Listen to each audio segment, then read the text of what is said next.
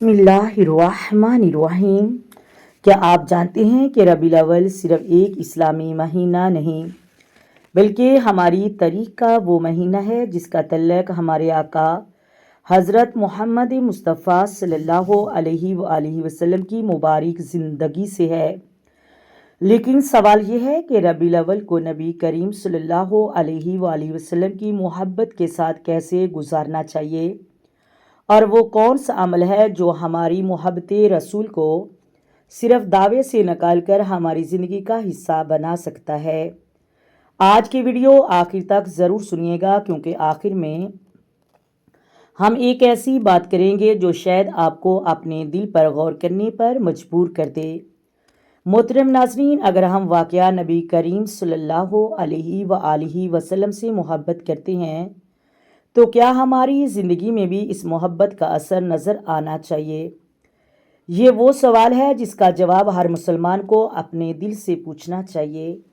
اللہ تعالیٰ قرآن کریم میں فرماتا ہے کہ کہہ دیجئے، اگر تم اللہ سے محبت کرتے ہو تو میری پیروی کرو، اللہ تعالیٰ تم سے محبت کرے گا۔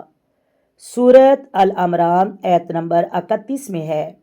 یعنی محبت صرف زبان سے کہنے کا نام نہیں، بلکہ محبوب کی پیروی بھی محبت کا تقاضا ہے۔ اب ذرا اپنے دل سے ایک سوال کریں کہ ہم اپنے آقا دو عالم صلی اللہ علیہ وآلہ وسلم کی سنتوں کو اپنی زندگی میں لانے کی کوشش کرتے ہیں؟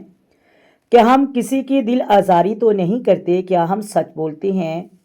کیا ہم اپنے والدین کے ساتھ حسن سلوک کرتے ہیں؟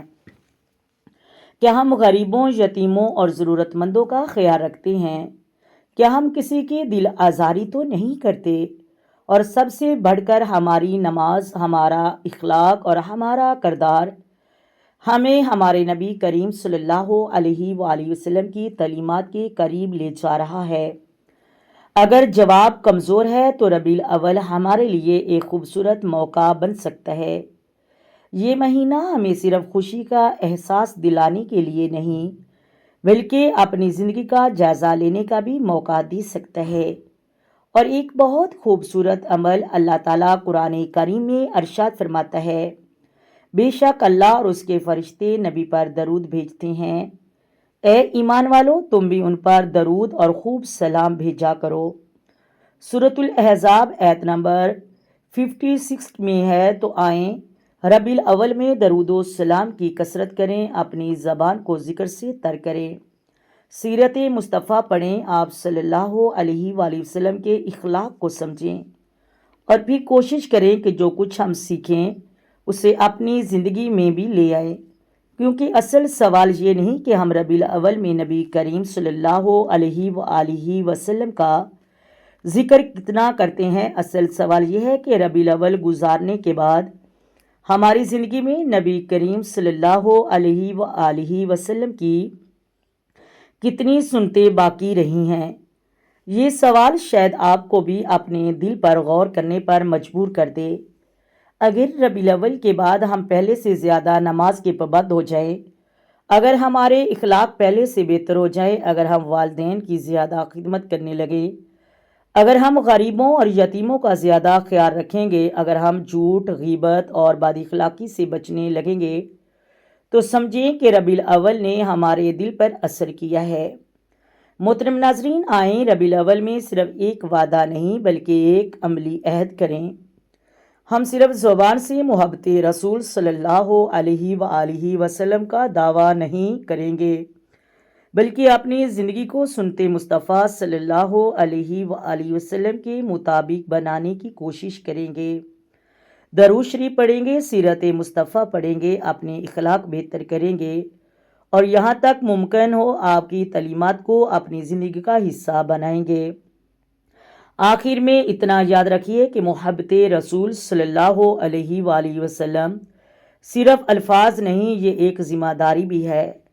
اللہ تعالیٰ ہمارے دلوں میں اپنے محبوب حضرت محمد مصطفیٰ صلی اللہ علیہ وآلہ وسلم کی سچی محبت پیدا فرمائے، ہمیں آپ کی سنتوں پر چلنے کی توفیق عطا فرمائے، اور ہمارے کردار کو آپ صلی اللہ علیہ وآلہ وسلم کی تعلیمات کے مطابق بنا دے۔ اگر بھی نبی کریم صلی اللہ علیہ وآلہ وسلم سے محبت کرتے ہیں تو کمنٹ میں ضرور بتائیے گا، اور یہ پیغام کسی ایک ایسے شخص تک ضرور پہنچائیں جس کے دل میں عشق رسول صلی اللہ علیہ وآلہ وسلم کی محبت ہو۔ آئیں میرے ساتھ مل کر آقا دو عالم نور مجسم سرور کائنات صلی اللہ علیہ وآلہ وسلم کی ذات پر درود و سلام کے نذرانے پیش کریں۔ الصلاۃ والسلام علیک یا سیدی یا رسول اللہ، الصلاۃ والسلام علیک یا سیدی یا رحمت للعالمین، الصلاۃ والسلام علیک یا سیدی یا امام الانبیاء، الصلاۃ والسلام علیک یا سیدی یا خاتم النبیین۔ محترم ناظرین، اگر ویڈیو اچھی لگے تو ویڈیو کو لائک کریں، شیئر کریں اور کمنٹ میں ایک دفعہ نبی پاک کی محبت کے نام پر درود پاک ضرور لکھیں۔